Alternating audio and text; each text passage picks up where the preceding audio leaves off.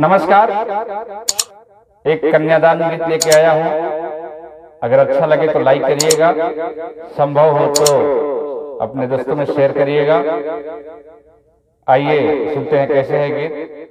गैया के यादिया में बछियानु हो, दूधवा दे बही के बेर।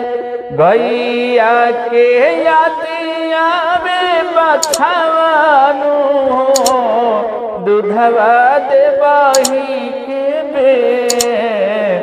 माई के याद आवस धियावानु हो, खाना बनावे के बेर।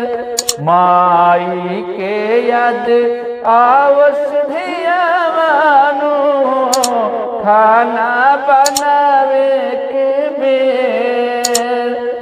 पापा के याद आवस बिटियानु हो, पनिया पियाही के बेर।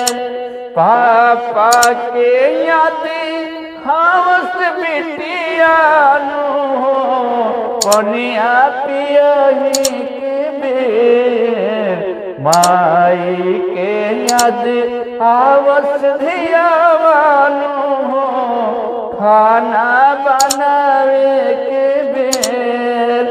माई के याद आवस बिटियानु हो, खाना बनावे के बेर। भैया के याद आवस बहिनानु हो, पढ़े जाही के बेर। भौजी के याद आवस ननदोनु हो, खाना खाही के बेर। गैया के याद आवे बछवानु हो, दूधवा देही के बेर। माई के याद आवस बिटियानु हो, खाना बनावे के बेर।